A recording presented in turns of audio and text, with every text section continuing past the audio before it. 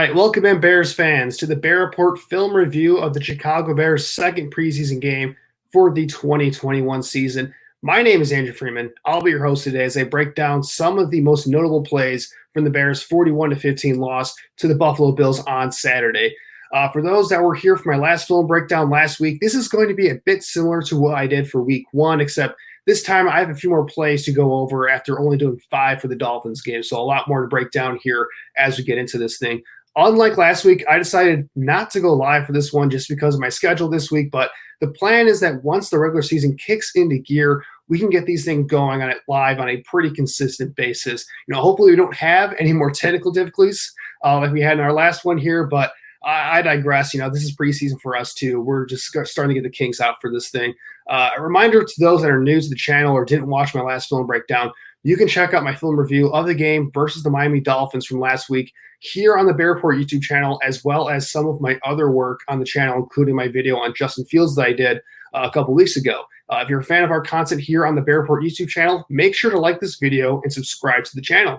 You can follow the Bear Report on Twitter at Bear Report. You can also find me on Twitter at AJFreeman25. Without further ado, let's get into this game then. Before getting to the nitty-gritty of the film, I'm just going to go over my general thoughts from this game as a whole. It was not pretty to watch. It was a pretty tough game to get through overall for the 3.5 hours that it was on. The Bills pretty much dominated this one throughout. Mitchell Trubisky, he had a nice outing for his revenge game against this Bears team, as the Bears just looked lifeless and uninterested in all three phases. It's just not a good look at all. The defense especially, they were horrible. The secondary, they showed their lack of talent, not being able to cover anybody in that Bills wide receiver room. And I thought tackling and effort in this one just wasn't there. In terms of the first team offense and what they did, they struggled once again. Only scoring the first half due to a long touchdown from Andy Dalton to Rodney Adams. Other than that, they really couldn't move the ball consistently. Damian Williams had that fumble. I think it was in the first quarter on their third drive. So they had 2 3-and-outs to start the game. And then he has that fumble on the third drive that just kind of killed momentum from there. By the time Justin Fields got into the game in the second half, it was already over. And even though Fields, he had some nice moments in this one, there really wasn't much he could do, especially playing with many of the third-string guys that I thought really let him down in this one. One more thing I'll rant on before moving on here. I thought Matt Nagy's strategy for the quarterback snaps and how he dished those out, it made no sense to me whatsoever. With Allen Robinson, Darnell Mooney, Cole Kmet, Marquise Goodwin, Dave Montgomery, and 3 starters in the offensive line not playing in this one, including both of your starting tackles, what's the point of playing Dalton so much if he's not going to be with the guys that will be actually starting when week one rolls around? If he is the starter like Nagy keeps saying if this is the plan for him to be the starter this year, which I don't believe is the case, I think they want to get Justin Fields out there as soon as they can without breaking that promise to Dalton that he gets a chance to be a starter here. Those are the guys he needs to get a rhythm with, not Rodney Adams, not Jesse James, not this makeshift offensive line that did him no favors. I feel like everything after that Adams touchdown felt like a complete waste of time, quite frankly, in the first half from Andy Dalton and that offense. His day should have been done right after that to get Fields some more reps here. And, on the other hand, though, how are we going to get a real evaluation of where Fields is at as a player if he's going to be playing with a bunch of guys that probably won't even be on this roster in a couple of weeks, which is sad to say. I think Fields, he needs more reps with the first team, or at least some of the first team guys in practice. At the very least for this game, what should have been the case was he got more reps with the second team guys that were out there in the first half that are actually going to have a role in this team going forward. You look at guys like Damiere Byrd on that wide receiver room, Damian Williams, some of those guys right there. This is what I'm talking about here. So, without further ado, let's get into this thing actually and talk about some of these plays here and break this down. So here's our first play I'm going to go over here. Again, this is probably going to be the only play. Actually, it is going to be the only play I go over for the defensive side of the ball. There just wasn't a lot to break down, but I thought this summed up their issues pretty thoroughly in this one. So as we're going to see right here, this is a 4th and goal situation on the Bills' first drive of the game. 10 minutes left in the first quarter here. And what we see here on the 14-yard line, Bills are running a fake fullback dive with a pitch to the running back here. So pretty basic stuff. We see this all the time. This is a popular play for me when I used to play Madden back in the day, actually. But, I think the Bears, they have a veteran defense. This is with their first team defense out here, by the way. So Khalil Mack was out here at this point. A lot of their stars were out here playing besides the linebackers and, some of the guys on the defensive line. But this was basically the starters out here for the Bears at this point. So what we're going to see here is eventually, as we get the play rolling, the Bears, they're going to read this thing well, and Quinn is going to be in a perfect position to make the tackle right here. So we're going to let this play real quick. So boom, fake the fullback, pitch out to the running back, and boom, right here. So the Bears have done a nice job so far of stringing this thing out to the sideline. Robert Quinn's in good position to make a tackle here in open space. And this is where you kind of see Robert Quinn's limitations as a player, because Robert Quinn, while I still think he does have the ability to be a good pass rusher still, even at his age, he's not the best run defender in the world, and he's not the best moving in space, especially laterally. And we're going to see that right here. Just completely gets juked out, missed tackle, and then Eddie Jackson just takes a bad angle at it. So here's the view from the end zone angle. What we're going to see here, strings out. I'm going to slow it down right here for you. So we're going to see Robert Quinn just doesn't have the agility to get back once Devin Singletary breaks it up. And then we're seeing Mario Edwards right here kind of hanging around in the background. He's right there following this play. He's going to miss a tackle eventually. And then personally, I felt like Eddie Jackson and Alec Ogletree here, we see them at linebacker.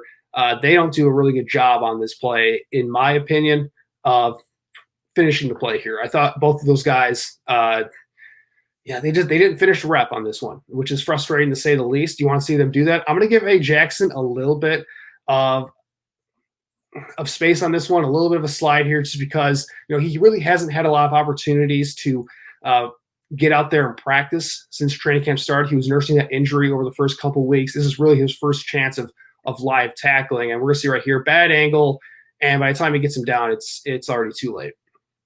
So that brings us to the second play that I'm gonna show here, and this is the 4th and 8 around midfield, and it's preseason, 4th down. Why not go for it at this point? You want to see what these guys can do here. So the situation here is what we have in terms of what the Bears are looking at as he motions the running back into the backfield here. And it looks like here, when you look at it from this angle, I'm not sure what the passing concept is or what the coverage is, just because there's no all 22 footage. But this is really, to me, an example of bad offensive line play first and foremost. The Bills are showing pressure here, but it's really just going to be a 4-man rush when we let this thing play. And what we're going to see here eventually once this thing goes is that immediately right guard Alex Bars is going to get beat right away, but I want you to watch the left tackle, number 70, Elijah Wilkinson, just gets completely pushed into Andy Dalton's lap. I mean, he got destroyed in this play. AJ Epinesa, he was a second-round rookie for a second-round pick of the Bills last year, just completely bowls him over on this play. And we're going to see another angle to this thing right here. And again, just not a great play all around, as we're going to give this one more play. And what we see right away is Elijah Wilkinson immediately as he gets off the snap, he's on his heels, he's off balance, and AJ Epinesa, he's a very powerful player. That's his calling card from his days at Iowa. And he just gets him on his heels, pushes him right over, and that's just way too easy for him. Without looking at it, the all-22, this to me, I can't really put much of this on Andy Dalton. As we see, he gets his throw affected right here. Again, we can't see the wide receiver, so we don't know if the guy was open or not. We don't know what he's looking at. But, I mean, this is a tough play for the Bears in general, because on 4th and 8, I mean, the offensive line needs to hold up here. And unfortunately, they did not. Ball goes off Latavius Simmons' helmet, and this is just a disaster of a play in general. And we see Alex Bars, even if Elijah Wilkinson didn't get beat so badly in this play, there's nowhere for Andy Dalton to step up into this pocket here, because Alex Bars gets beat pretty badly by the defensive tackle. So not a great rep from the offensive line. I thought that kind of set the tone for the entire day, to be quite honest, for this offensive line. The Buffalo Bills, they have a deep group of pass rushers on their team. They've invested a lot in that unit, and it showed in this game. I mean, the Bears offensive line, they were getting pushed around all game in this one, and that was just another example right there. So that leads us then to the third play here. This is Dalton's interception from later on in the first half. So the situation here, it's a 2-minute drill. It's 3rd down and 12. The Bears, they need a big play here to get into field goal range, or at least give them a chance to get in the field goal range. They need to get a first down here. So in terms of the concept that they're running here, now the routes I'm showing here aren't to scale just because I can't show the entire thing with no all 22. But from what I was able to decipher here based off of all the angles we got. We basically have basically a dagger concept here. So you're going to see Rodney Adams on top of the screen. He's running the dagger concept where he's getting digging into the middle of the field. We're going to have a post from the slot that's going to clear out the coverage in the zone there. I'm not sure what the wide receiver at the bottom of the screen is exactly running. I think it was a go route on this one, so I just wrote it as a go route. And then Khalil Herbert is a chuck down option in the flat here. So what we're going to see here, again, I'm unsure on what the coverage was without the all-22, but basically what happens is I think Andy Dalton actually throws a pretty good ball on this one, throws it in a good spot for Rodney Adams to make a play on it. Unfortunately, Rodney Adams, he's going to slip and fall on this play is what we're going to see here. So we're going to let it play right in here. Good protection up front. And then, yeah, that's not good. We saw Rodney Adams on the ground right there. And then return to Bears territory, and that sets up an easy field goal chance. So here's the end zone angle. Again, we have a clean pocket, so the offensive line does their job on this play.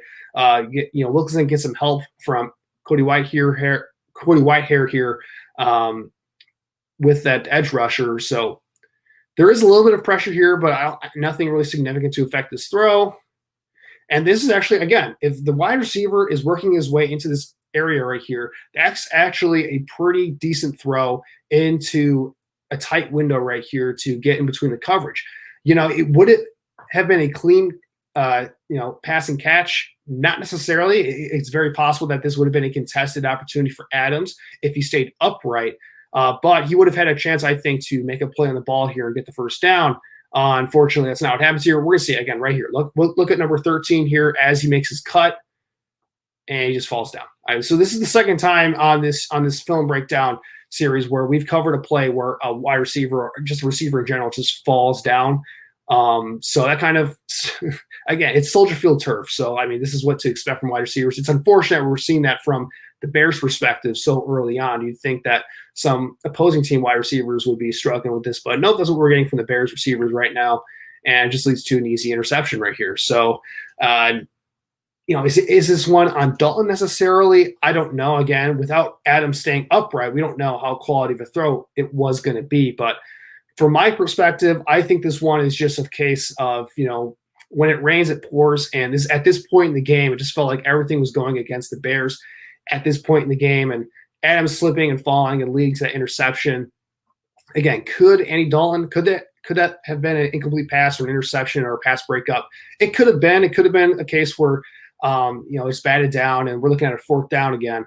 And the Bears are probably punting in that situation. But in terms of whether the interception is on Andy Dalton, I don't think so.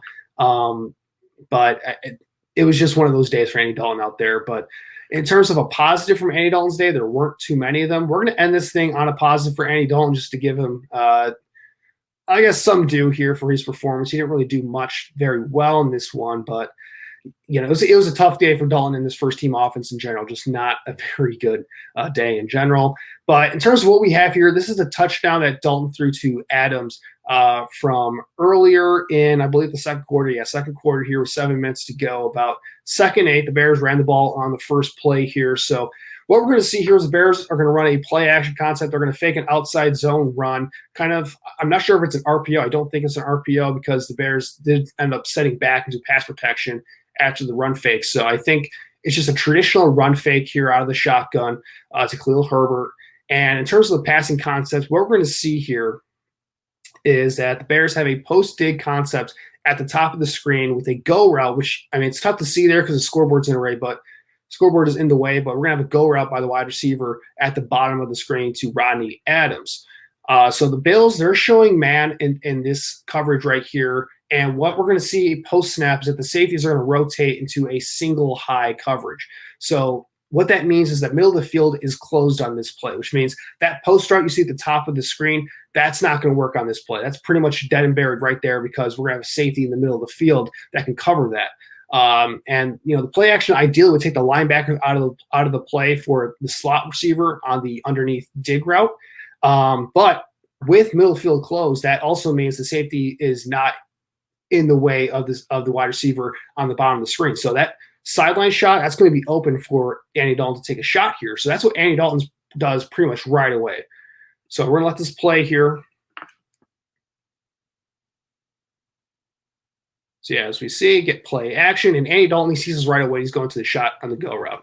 And Rodney Adams, I'm going to pause right here before we get to this here. Rodney Adams, for the second week in a row, makes a ridiculous helmet catch. And we're going to see this right here. Just really nice play. Not a perfect throw by Andy Dalton by any means. I thought he underthrew that a little bit, but giving his wide receiver a chance to go up there and make a play. As we see here on the route, Adams does a nice job of getting an outside release, getting a cushion there, and then he just goes out and snags that thing off the top of the helmet. So nice job by Adams here. Has the speed, then the breakaway. And again, like I said, Andy Dalton does not make a terrific throw here, but you give your wide receivers a chance to go make plays, and good things can happen for you. And that's what we see on this one. Here's another angle of that catch. That's just filthy.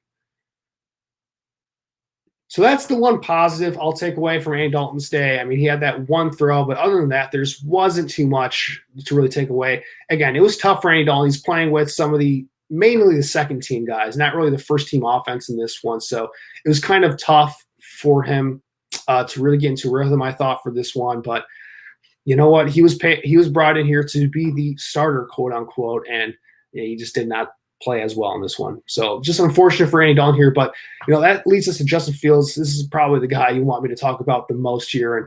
And this is the first play I want to highlight for Justin Fields. This is a fourth down scramble he had in this game. So second drive of the game, 4th and 3 opportunity, play clock running down here, 7 minutes left to go. Bears need to get a first down here on this play. And what they're going to call, this is something they called multiple times in this game. This is a basic mesh concept here where you have your two inside wide receivers on either side. They're going to be running short crossers, which is where the mesh comes in. Basically, short crossers basically clog the things up right in the middle of the field right there. And then you're going to see the wide receiver, which I highlighted at the top of the screen. He's been running a route where I think the way they have it here for Chicago, in terms of what I've seen it, is that if he gets a zone look, he's going to try and sit down in the middle of the zone and find the opening there. But if he gets man, he's going to try and run away from the man coverage into open space on a crossing route. I think that's the way they're trying to teach these wide receivers to do it. Again, I can't 100% confirm that,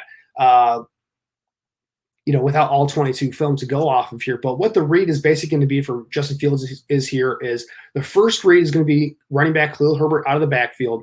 And then he's going to go to the mesh to see which wide receiver breaks open there. And then if that's not there, he's hitting the crosser over the top or sitting down in the zone coverage. So that's basically the read that Justin Fields is working off of here. Unfortunately, as we're going to see, the protection is going to break down in this play. So before Justin Fields can get to that crossing route, he has to go out there and make a play because protection breaks down on him. So here's going to be the play here. I'm just going to let it play for this one. So Larry Borom gets blown up, gets rolled back a little bit. Justin Fields can't step up in the pocket, rolls out, turns on the jets. And this is just another example of Justin Fields' athleticism when things break down. He looks very natural throwing that ball to the ref right there. So as we see right there, Larry Borom just got blown up on this play. I think that was Boogie Basham, Carlos Basham, second-round pick of the Buffalo Bills who made that play right there. I want to back it up just a little bit to get another look at it. So here's Larry Borom here, and he just got caught on skates on this one. So Justin Fields, he feels that. He spins away. Just really nice example of his instincts, and then, of course, his athleticism, his natural 4.4 speed to make a play. And nice job here getting out of bounds, but maximizing yardage in doing so. So this just another example of Justin Fields when things don't work as planned. He can go out there and he can make a play for you. This is something that Andy Dalton, while Andy Dalton is not a statue in the pocket, he is not capable of making these type of plays that Justin Fields can when everything goes wrong for you on a particular play. So that was good stuff from Justin Fields on that one. And then in the very next play, we get a nice play from Justin Fields in terms of this big one to Jesse James here. So here's what the Bears are running on this play. They ran a similar variation of this type of concepts last week, which I highlighted as well in my last breakdown video. But this is another example of a play action Wiley concept. So what we have here on this one is that the wide receiver on the bottom of the screen, he's running a deep post to clear out that side of the field, get the safety occupied on this play, and basically create a giant opening for Jesse James on a wheel route to fill that open void. And what I think here, as we're going to let this play, is that Jesse James does a nice job of selling this route. I mean, Jesse James, he's really impressed me so far. So he does a nice job of selling block, and that just creates enough of an opportunity for the linebacker on the play to lose track. So you see right here, blocking, And that causes, we see a little bit of a glitch here in the recording here, but so I'll replay it one more time for you. So here we're Jesse James blocking, and then go. And that creates enough of a hesitation for the linebacker for him to get separation on it. And Justin Fields doesn't throw a perfect ball, but I think it's a pretty ball nonetheless. I mean, if you want to nitpick this thing, you could say that has to be a little bit, he kind of overthrew it a little bit, but I think it's a pretty ball. He gave his tight end a chance to make a play on it, and it's a great catch by Jesse James then to get that thing down. So great play all around. Again, they've done a nice job with these play action concepts where, in terms of when to call it, they're calling these on early down. So the defense, it's a good down to call these plays because the defense is kind of expecting run here. So you can kind of sell the play action fake and then go over the top on these plays. And then the execution of it, good blocking overall. And then Jesse James doing a nice job of getting open on this plays to Justin Fields doing a great job of actually executing and throwing a good ball here.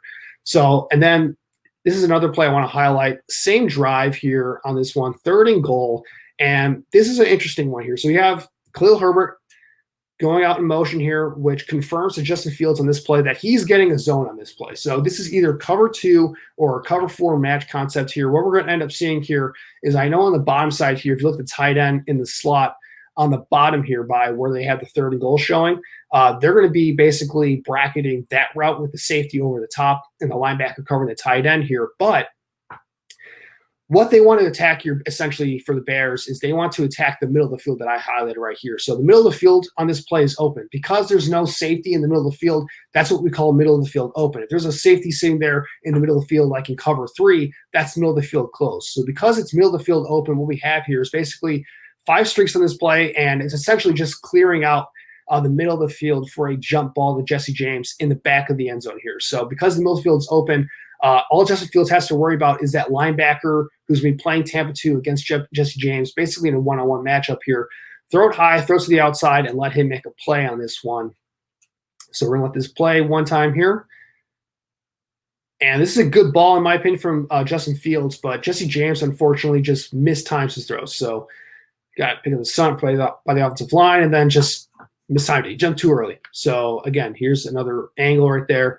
So you can see here, I'll back it up a little bit, that if Jesse James just jumps a split second later, that's probably a touchdown right there. So this is a situation where I felt like the receivers for Justin Fields were kind of letting him down in this game. And this was something that happened quite a bit in this one. This wasn't the most egregious example, in my opinion, because that is still a pretty difficult play for James to make. But I have no doubt that if that's Jimmy Graham, let's say, running that route right there, that we're looking at a touchdown on that play, because that's where Jimmy Graham's specialty is as a player at this point in his career. So I have no doubt in my mind that that's a touchdown for throwing that ball to Jimmy Graham instead of Jesse James, who has had a nice camp, nothing against him, but that's not quite his specialty. He's a better of a blocker and a guy who can separate down the field a little bit more than Jimmy Graham and Cole Kmet. So again, nice ball by Justin Fields. Great job of recognizing pre-snap where to go in terms of what mismatch to exploit there. Just couldn't connect on the throw, which is unfortunate. This is a scary play that I'm going to highlight here for this next one here. Everyone has probably seen this a dozen times already, but this is where Fields gets sacked on that big hit from the linebacker from the Bills. So this is an issue for many reasons. So you see right here, the Bills, they're showing man defense here with their coverage here, and the linebacker is clearly coming on this blitz. He's not even making it he's not even trying to disguise his intentions on this play. We had the safety stacked over the top there in the slot. The linebacker is clearly coming here. I don't know what happens here. So either two things are wrong with this play, and both of them involve Justin Fields in this one. This is where we're talking about, is Justin Fields ready to take the reps with the starters for week 1 and start week 1? My guess is these are the type of things that Matt Nagy and the coaching staff want him to iron out before they throw him out there right away. And these are the type of things that we saw in college too, that he had some inconsistencies with at times. So again, the linebacker clearly coming on the play. What we need to see here is we're going to see the offensive line in this play slide to the left on this play when there really is no reason to. So either the center or Justin Fields basically just makes a mistake in terms of determining which way to slide the offensive line. So they're going to slide left on this play. They should be sliding right. Now, with that said, they're sliding left on this play regardless. Justin Fields, he is responsible then for the linebacker that's blitzing. So this is not on the offensive line at this point if they're sliding left. This is on Justin Fields to get the ball out of his hands quickly and find his hot route right here. And unfortunately, Justin Fields, he has no idea that the blitz is coming in this one. He clearly has no idea on this play. So we're going to let it roll. And as you can see, he's completely oblivious to it until it's already too late. So that was a scary moment here. You don't want that big of a hit on your quarterback, especially in preseason. We're going to let it roll one more time. But again, I'm not sure where he would target on this play to find the hot route here. Again, without the all-22, I don't know. But with that said, again, he's got to find the hot. We see the offensive line slide left. I mean, they got beat anyway, so not a really good look by the offensive line. But I would guess he would try to hit Khalil Herbert in the flat here as we see him kind of breaking open right there. That would be my guess maybe. And maybe Herbert has a chance to pick up some yards after the catch right there. But, yeah, this is not a good play by Justin Fields in the slides in terms of not recognizing the protection scheme there and not recognizing the blitz. But with that said, he does make up for it on this next play here from later in the game. This shows him adjusting later on and figuring out that the blitz is coming and then executing off of it. So what we have here is, I'll try to back up a little bit before the snap, but the Bills, they're showing pressure actually to the other side of where the blitz is going to come. So they're going to be running a slot cornerback blitz where they're going to be faking from the opposite side that they're blitzing with the linebacker on that side of the field. See the linebacker in between the two defensive ends on the defensive tackle and defensive end on the top of the screen right over there. He's acting like he's going to blitz on this play. In reality, the slot corner is going to be blitzing on this one. So they correctly come to the assumption that they have to slide protection to the left. That means that there's a blitz from either that linebacker who's way off the ball or the cornerback here who eventually does come. That's on Justin Fields. He has to read that and then find the quick option right after he takes the snap right here. And he does a nice job of that. So he recognizes the blitz is coming, get the ball out quick, easy first down. So that shows those two plays there. They show that Justin Fields, he still has a lot to work on in terms of picking up these things, in terms of blitz recognition, getting the protection straight, and getting all that order right here. But it does show that when he does see these things in the game, he does have an ability to adjust and then execute off of that and not make the same mistake twice. So those are some of the good things you want to see from Justin Fields on this one that he displayed on those two plays right there, or at least on this one right here. So this is the last play I want to go over here. This is Khalil Herbert's touchdown run from later on, literally the next play in this drive, actually. So I'm going to let this play right here before getting to the scheme of this right here. And Khalil Herbert makes a nice run here, breaks the tackle against the safeties. Let's break this thing down from the end zone angle for this one. So what we have right here is a pretty basic, what we call a trap play, where the left guard, which is Arlington Hambright, they're basically, what they're going to do is the defensive tackle that I have boxed in and highlighted right here on the left side of the offensive line, or left side of the defensive line, right side of the offensive line. They're basically going to let him rush into the backfield, let him rush forward up into the backfield, and then Arlington Hambright's going to take him out of the play. And what this allows for is that the right guard and the right tackle, they're getting up to the linebackers on this play. The center's going to take the nose tackle, or the one technique in this case, on the snap right here. The tight end's going to kick up the defensive end. Borb's going to take out the defensive end on his side. And what we're going to do, what we're looking for basically on this play is that, everyone's accounted for in this one. Khalil Herbert's going to get that gap right in between the center and the guard. And ideally, if executed effectively, he's been getting one-on-one with a safety here, which, if you know Khalil Herbert and what he is as a prospect coming out of Virginia Tech, him on a safety is a mismatch because of his ability to break tackles in the open field. So this is a play where they're trying to get Khalil Herbert isolated on a safety on this one, where he can break a tackle and make a play. And as we're going to see right here, we're going to let it play here. He does just that. So good execution, good block by the center. They get him out of the play. They let the defensive tackle go upfield. They fake him on this one. Arlington Hambright does a nice job of opening it up. They get to the linebackers. They get them out of the hole. Khalil Herbert does a nice job of reading the hole off of where the linebackers were at. And then from there, just way too easy. Because Khalil Herbert on a safety is a mismatch you'll take any day of the week.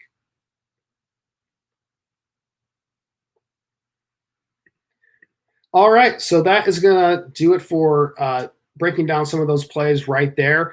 Overall, in terms of where how the Bears performed for this actual game in general. Not a good showing overall for the Bears in this one. They played a lot worse than what I showcased here, but I hope that I can show at least, even though there was some bad in this one, there were a few positives to take away here that the Bears can hopefully build off of as they get into this last preseason game against the Tennessee Titans. In terms of some individual players I thought played well in this one, Khalil Herbert, he continues to impress me on offense, but defensively, it was a rough game overall, but I thought Khyiris Tonga had a strong game once again at nose tackle. And then Charles Snowden, Travis Gibson, and Caleb Johnson at linebacker. I thought all three of those guys had good games working with the basically against the backups, the third string guys. But even though they were going up against third stringers, I thought they still played pretty solid games overall. I think Travis Gibson had a forced fumble sack in this one, if I'm not mistaken. So Gibson continues to actually play pretty well, I think, at that edge rusher position. And Snowden's doing some nice things, I think, as well as kind of a versatile linebacker for them. But like I said, I thought the quarterback management was pretty poor all around in terms of how Nagy distributed snaps in this one. It sounds like Fields is going to be starting in this next game against the Tennessee Titans, and we're already starting to see him get reps working with some of the first-team wide receivers in practice. So that's a good sign moving forward, I think, here when we talk about where this quarterback position is moving and where they're at with the quarterback position moving forward. It does sound like Andy Dalton is going to be the guy starting week one, which it is what it is at this point. But looking forward to their next preseason game this upcoming Saturday against the Tennessee Titans, there are a few things that I want to see the Bears do in this one. Obviously play better, but it sounds like if Allen Robinson, Darnell Mooney, and Kmet are not going to play, it's unfortunate that they're not going to be playing because Justin Fields is going to get the start. We're not going to see Andy Dalton out there taking any snaps. So I would assume none of those guys are playing at this point. But I want to see Justin Fields get as many snaps and as many reps as possible. Ideally, he would play a lot with the first-team offensive line. And I expect the first-team offensive line to see significant playing time in this one. James Daniels, Jason Peters, and Jermaine Ifedi, I think all those guys need to get some work in terms of getting to actual game shape, getting some reps in game instead of just in practice. All those guys I think just got into practice this past week, so they definitely need to get some reps, especially in game. Chemistry in the offensive line, that needs to be figured out as well. So I want to see the first team offensive line out there as much as possible. I also want to see Fields with the first team offensive line as much as possible. And again, I don't expect any of the big name wide receivers like Allen Robinson or Mooney to be out there, but I like to see him get some playing time with Marquise Goodwin and Damiere Byrd, some guys that will actually play some snaps when the games start and the regular season starts in week one. Those guys will actually be on the field for the Bears, so I'd like to see him get some snaps with those guys.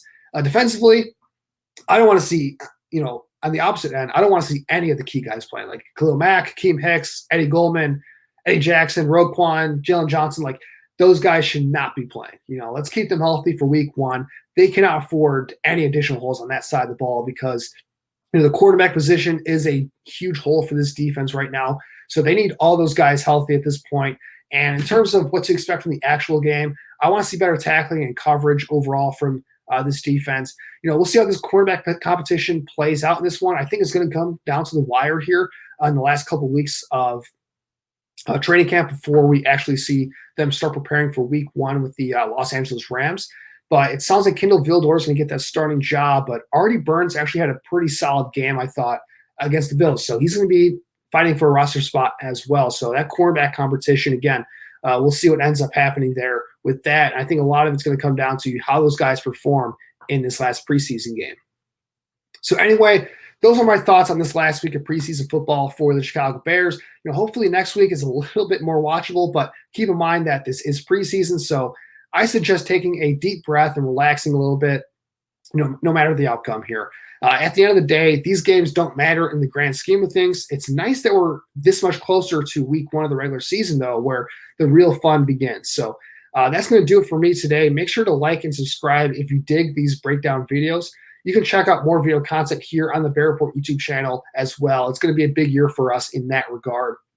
In terms of our social media, once again, you can follow the Bear Report on Twitter at Bear Report. As for me, you can follow me, Andrew Freeman, on Twitter at AJFreeman25. I appreciate everyone for tuning into this film room. Keep an eye out for next week where I'll be doing another film breakdown for the Tennessee Titans game leading into week one where the Bears will play the Rams then. Until then, guys, bear down and have a great weekend.